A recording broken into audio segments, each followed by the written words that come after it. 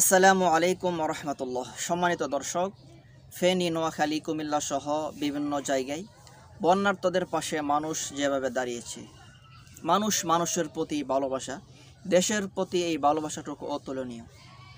ইতিপূর্বে কিন্তু সিলেট সহ অনেক জায়গায় বন্যা হয়েছিল, কিন্তু মানুষ এই পরিমাণ ভালোবাসা প্রকাশ করতে পারে নাই। কারণ ওই সময় স্বৈরাচার, ফেসিবাদ, জালেম শাসক ছিল, যে কিনা আমাদের জবানকে বন্ধ করে রেখেছিল, যার কারণে মানুষ দেশের প্রতি ভালোবাসাটুকু প্রকাশ করতে পারে নাই। আজ সেই স্বৈরাচার বিদায় হওয়ার পর কিভাবে দল মত নির্বিশেষে শিশু থেকে নিয়ে বৃদ্ধ পর্যন্ত সকলে ঐক্যবদ্ধ হয়ে বন্যার্তদের পাশে দাঁড়িয়েছে। এই দুর্যোগ পরিস্থিতির মধ্যে ওলামায়ে কেরামদের অবদানও কিন্তু বলার মতো নয়, যারা কিনা অনেক কষ্ট করে বন্যার্তদের পাশে খাবার পৌঁছিয়ে দিচ্ছে। আপনারা দেখেছেন, একটি বিরতি দেখা যাচ্ছে যেখানে মাদ্রাসার ছাত্ররা পানিতে নেমেই সাঁতার কেটে বন্যার্তদের মাঝে খাবার পৌঁছে দিচ্ছে।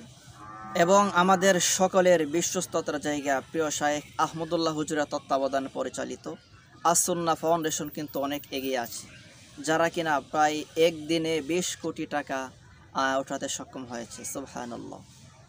আজ শুক্রবার জুমার দিন হুজুর জুমার নামাজে ঘোষণা করেছে যে বন্যার্তদের জন্য প্রায় 100 কোটি টাকা কালেকশন হয়েছে।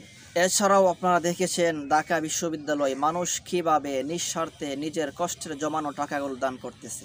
এমনকি একজন ভদ্রলোক তো সে তার মায়ের জমানো টাকাগুলো সেখানে দান করে দিয়েছে। আল্লাহু আকবার। এই দানের কথাই তো আল্লাহ তাআলা বলেছেন, লান তানালুল বিররা হাত্তা তুনফিকু মিম্মা তুহিব্বুন, যে তোমরা তোমাদের পছন্দের জিনিসগুলো আল্লাহর রাস্তায় দান করো।